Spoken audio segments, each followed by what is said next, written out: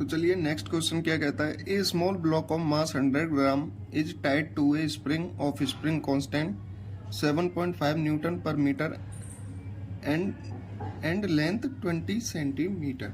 ठीक है, तो क्या कह रहा है, एक स्मॉल ब्लॉक है, इसका मास कितना दिया हुआ है 100 ग्राम, वो किससे बंधा हुआ है स्प्रिंग से, जिसका स्प्रिंग कांस्टेंट कितना है 7.5 newton per metre and length कितनी है 20 centimetre. The other end of A spring is fixed at a particular point A. तो देखिए मान के चलो जो स्प्रिंग है वो इस अदर एंड पे काम कर रही है, तो इस पॉइंट से जो स्प्रिंग है वो बंधी हुई है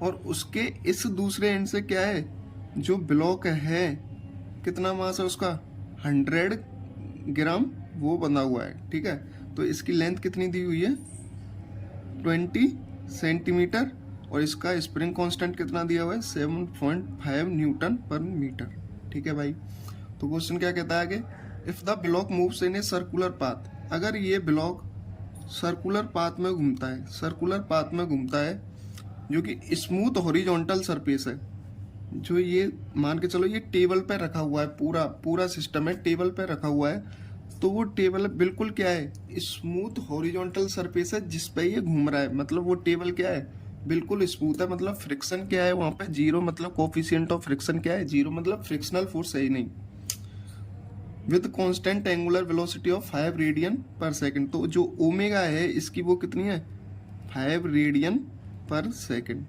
अबाउट पॉइंट ए, इस पॉइंट के अबाउट जो ये ओमेगा है इसकी वो कितनी है 5 रेडियन पर सेकंड। तो हमको क्या बताना है भाई, दी टेंशन इन दी स्प्रिंग, तो टेंशन बतानी है स्प्रिंग में। देखिए अब पहले एनालिसिस करते हैं बिल्कुल बेसिक से।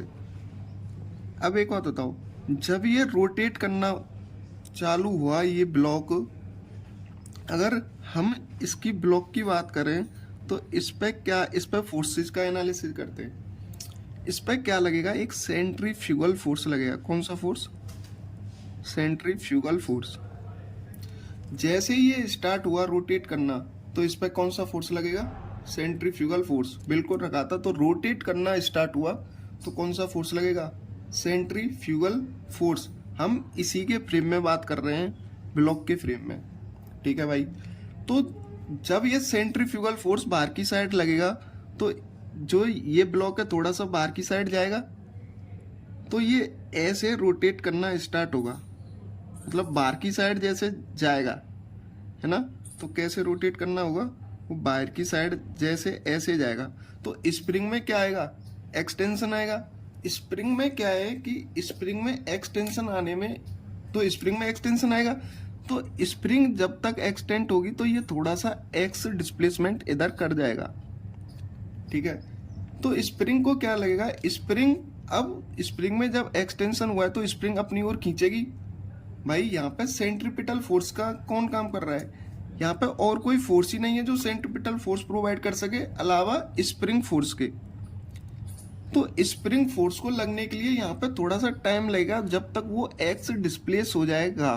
ठीक है, ड्यू टू सेंट्रीफ्यूगल फोर्स, क्योंकि अचानक से वो चलेगा, स्टार्ट हुआ, एक्स इधर आएगा, तो स्प्रिंग क्या करेगी थोड़ी टाइम बाद वो फोर्स लगाएगी अपनी साइड जो सेंटर की तरफ है, वो सेंट्रीपिटल फोर्स होगा।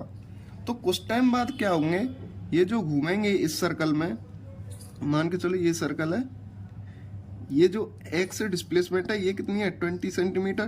तो स्प्रिंग क्या करेगी, अगर हम ब्लॉक के फ्रेम में बात करें तो जो सेंट्रीफ्यूगल फोर्स है और सेंट्रीपिटल फोर्स है उसको क्या कर लेगी, बैलेंस कर लेगी। यहाँ पे क्या क्रिएट हो जाएगा, इक्विलिब्रियम क्रिएट हो जाएगा। ठीक है, इक्विलिब्रियम कंडीशन आ जाएगी।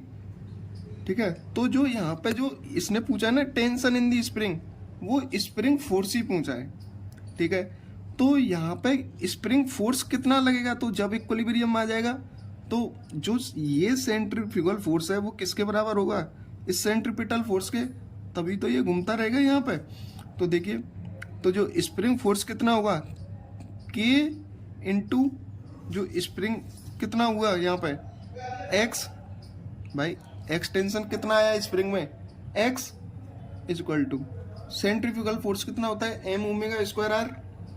तो एम कितना है ब्लॉक का 100 ग्राम, मतलब 1/10 kg में बात करेंगे, एंड ओमेगा कितनी है 5 रेडियन। तो 5 square m omega square. R कितना है, सेंटर से दूरी कितनी है, x प्लस 20 सेंटीमीटर, मतलब 20 सेंटीमीटर को उसमें बदलेंगे मीटर में, 1/5 मीटर। समझ में आई? तो बच्चे क्या करते हैं, यहाँ पे इस x को कंसीडर ही नहीं करते, सिर्फ वो सीधा लिखते हैं कि x equal to m omega square r, सिर्फ r को इसको ले लेते हैं, यहाँ पे x कंसीडर ही नहीं करते। ठीक है, तो k x equal to m omega square r.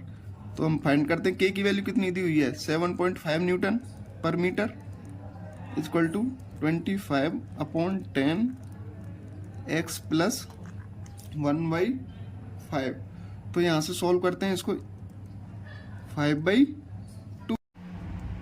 तो यहाँ से x की value 0.1 metre, tension equal to K x equal to 0.75 newton, k की value 7.5, x is 0.1। So answer A is correct.